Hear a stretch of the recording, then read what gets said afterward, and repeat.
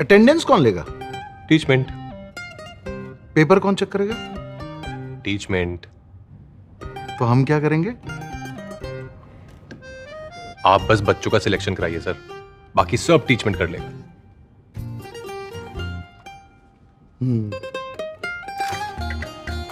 चाहे जैसी भी जरूरत हो, टीचमेंट पे टीचिंग आसान है।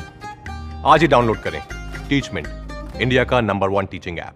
हेलो दोस्तों, हमारे यूट्यूब पर आपका बहुत बहुत स्वागत है। दोस्तों, आज की वीडियो का टॉपिक है छत्तीसगढ़ बोर्ड एग्जाम क्लास 12। ये सब्जेक्ट है जीव विज्ञान बायोलॉजी क्लास 12 का। तो आप लोग वीडियो में अंत तक जरूर बने। ये सेट आपका ए है, तो इसका फुल सोल्यूशन है। आप लोग वीडियो में अंत तक जरूर बने रहें। प्रश्न नंबर पहले का क्रमांक देख लीजिए। मानव में सर्प क्रिया का द्वारा नर की संक्राणु नलिका को काटकर बांधना वैसेक्टोमी कहलाता है। दोस्तों, अगर आप लोग इस चैनल पर पहली बार विजिट करें तो चैनल को सब्सक्राइब जरूर कर लें। दूसरे का आंसर देखिए, पेनिसिलियम नोटेटम नामक कवक से सर्वप्रथम पेनिसिलिन प्राप्त की थी। दोस्तों, अगर आप लोगों को इसकी PDF चाहिए तो आप लोग डिस्क्रिप्शन में लिंक मिल जाएगी, तो आप लोग उसे डाउनलोड कर पाएंगे। दोस्तों, अगर आप लोगों को टेलीग्राम पर जुड़ना है तो जुड़ सकते हैं। उसमें आप लोग अपने पेपर सेंड कर सकते हैं, तो उसका सलूशन आप लोगों को बताया जा सकता है। तो आप लोग अगर चाहें तो टेलीग्राम पर जुड़ सकते हैं। तीसरा आंसर देखिए, यह एक ऐसी परियोजना है जिनमें मानव जीनोम के संगठन संरचना कार्यों का अध्ययन किया जाता है। प्रश्न नंबर 4 का आंसर देखिए, सबसे बड़ा और स्थायी पारिस्थितिक तंत्र सामुद्रिक पारिस्थितिक तंत्र होता है।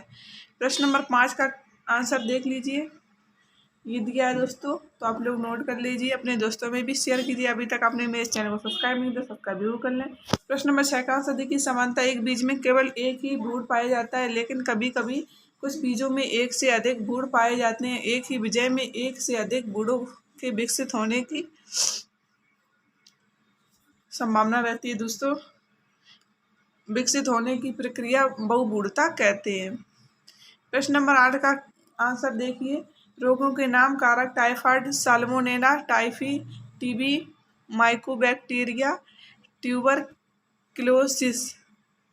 प्रश्न नंबर 9 का आंसर देखिए दोस्तों, प्रत्येक जीव अपने लक्षणों को माता पिता की ग्रहण करता है। इन लोगों का एक पीढ़ी से। प्रश्न नंबर 11 का आंसर देखिए, परागण और निषेचन में अंतर लिखें। परागण क्रिया में परागण को केसर से वर्तिकाग्र पर पहुंचाया जाता है। निषेचन क्रिया में नर तथा मादा युग्मक मिलते हैं।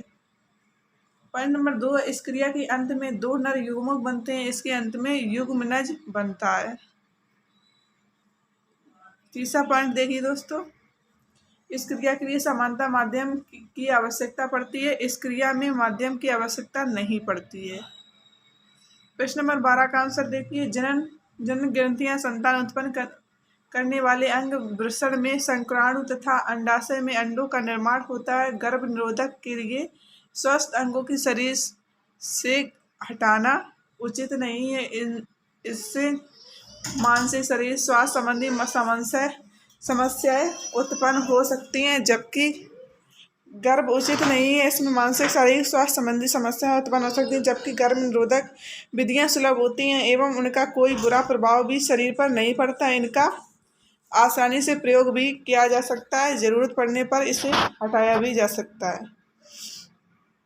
प्रश्न नंबर 13 का सॉल्यूशन देखिए, कौन mRNA में स्थित नाइट्रोजन क्षारकों का एक त्रिक्रम होता है जो DNA अणु से प्रतिकृत होता है तथा एक विशिष्ट अमीनो अम्ल को कोड करता है, जैसे mRNA पर स्थित ABG कोडेन मिथायोनिन नामक अमीनो अम्ल को कोड करता है। प्रश्न नंबर 14 का आंसर देखिए दोस्तों, नामक अमीनो अम्ल को कोड करता है, सॉरी वही टाइप हो गया कैंसर उत्पन्न करने वाले भौतिक एवं रासायनिक कारकों को कार्सिनोजेन कहते हैं। कुछ प्रमुख कार्सिनोजेन निम्न है। पॉइंट नंबर पहला है, धूम्रपान के कारण मुख एवं फेफड़े का कैंसर होता है। जीभ में घाव उत्पन्न होने से जीभ का कैंसर होता है।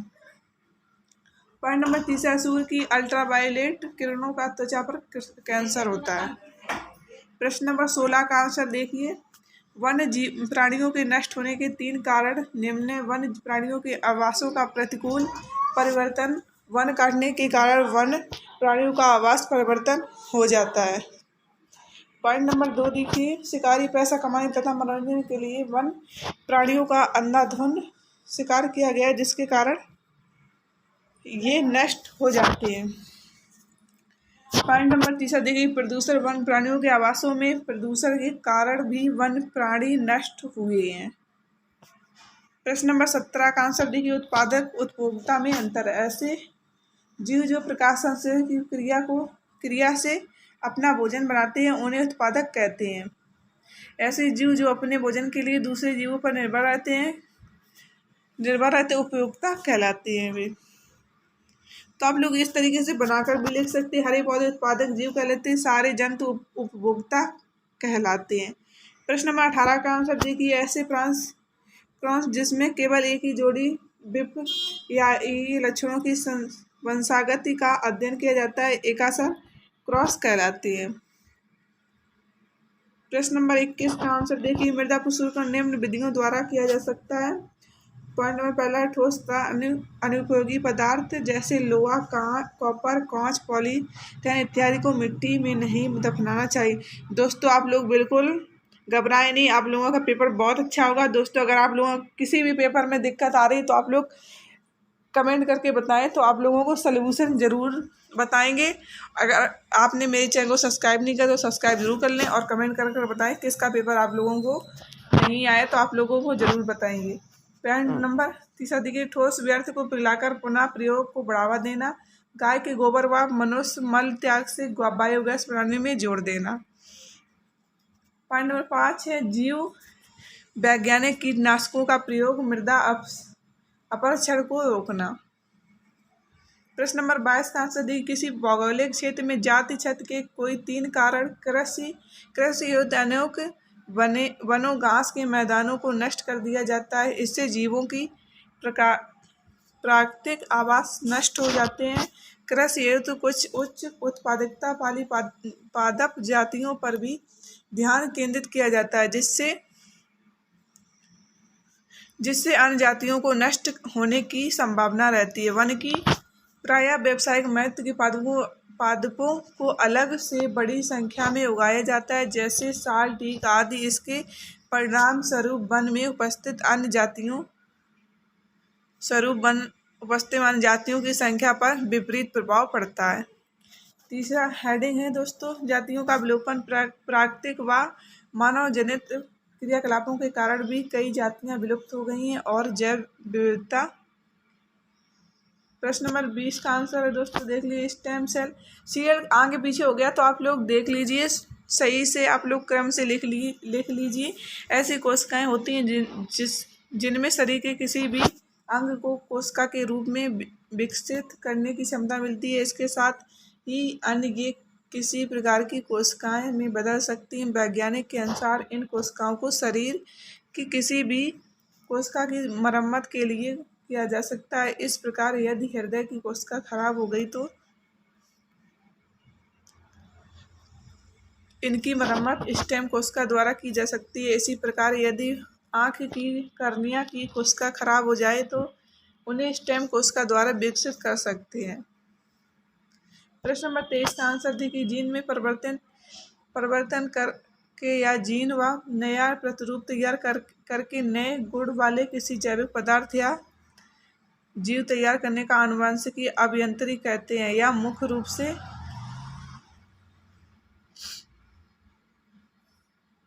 पुनर्संयुक्त डीएनए का निर्माण करता है, जिससे किसी जीव के कोशिका में प्रवेश करा दिया जाता है, जिससे वांछित गुणों वाले नष्ट जीव की उत्पत्ति होती है। आनुवंशिकी अभियांत्रिकी का मानव जीवन पर महत्व। ये दोस्तों हेडिंग है, तो आप लोग नोट कर लीजिए, या इसका हेडिंग के अंदर डिटेल में लिखा है। औद्योगिक उपयोग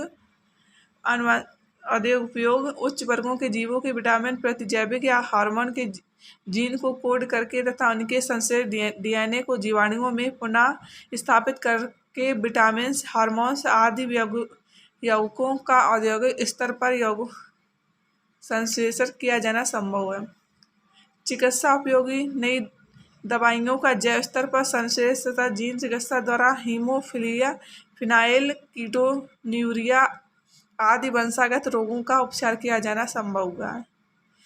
जीन संरचना में परिवर्तित इस तकनीक द्वारा इच्छानुसार नए नए प्रकार के जीवों तथा वनस्पतियों का निर्माण संभव हो सकता है। दोस्तों, अगर आप लोगों को इसकी PDF चाहिए तो आप लोग कमेंट कर कर बता सकते हैं और डिस्क्रिप्शन में लिंक मिल जाएगी, तो आप लोग उससे डाउनलोड कर लें। प्रश्न नंबर 24 का आंसर देख लीजिए आप लोग।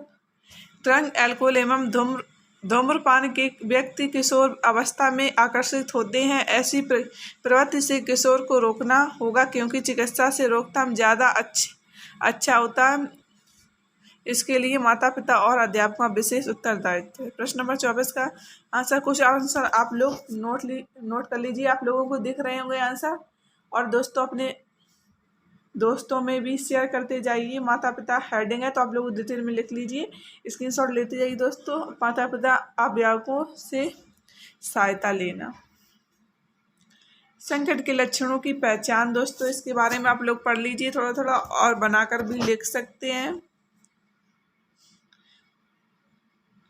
तीसरी हेडिंग है व्यवसायिक और चिकित्सीय सहायता लेना। चौथी हेडिंग है शिक्षा और परामर्श। प्रश्न नंबर 26 का आंसर है अपूर्ण प्रभाविता। दो विपर्यायी लक्षणों वाले जनकों के बीच जब संकरण कराया जाता है तो F1 पीढ़ी के संगत संतति में केवल प्रभावी लक्षण की दिख देता है। अप्रभावी लक्षण बिल्कुल ही दिखा नहीं होता है, परंतु ड्रैगन फ्लावर अवयव एंटीराइन मैसेज फॉर उन ब्लॉक। सॉरी, यहाँ पर टाइप थोड़ा वैसा फोटो आई तो दिख नहीं रहा। दोस्तों, आप लोग अगर समझ में आए तो आप लोग उस तरीके से लिख लीजिए। उदाहरण दिया है तो आप लोग उसको भी लिख लीजिए। ये आप लोग उदाहरण जरूर लिखिए, इससे बहुत अच्छे अंक मिलते हैं। दोस्तों, प्रश्न नंबर 25 का आंसर देखिए भ्रूण कोश की संरचना। यह प्रारंभिक भ्रूण कोश 8 केंद्र युक्त कोशनुमा संरचना होती है, जिसमें इन ओडो केंद्रों 8 केंद्रों पर अभिविन्यास अग्रलिखित प्रकार से होता है। बीजांड के माइक्रोपाइलर सिरों की ओर भ्रूण कोश में 2 केंद्रक पाए जाते हैं, जिन्हें सहायता कोशिका कहते हैं। दूसरा पॉइंट है सहायक कोशिकाएं के ठीक ऊपर एक केंद्रक होता है, जिसे अंडनाभिक कहते हैं। यह मादा युग्मक की भांति कार्य करता है। तीसरा पॉइंट है, तो आप लोग देख पा रहे होंगे दोस्तों, तो आप लोग नोट कर लीजिए और लिख लीजिए अपनी कॉपी पर। चौथा पॉइंट दिया है दोस्तों, ये भी नोट करते जाइए।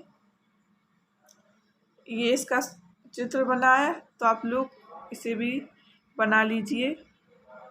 प्रश्न नंबर 7 का ये आंसर दिया है दोस्तों, इसे आप लोग देख लीजिए। सीरियल थोड़ा आगे पीछे हो गया तो इससे कोई दिक्कत नहीं दोस्तों, आप लोग वीडियो पूरे ही वॉच करना, तो आप लोगों को पता चल जाएगा क्वेश्चन कैसे किस जगह हैं। तो आप लोग उसी हिसाब से लिख लें जैसे आपके एग्जाम में पूछे गए हों।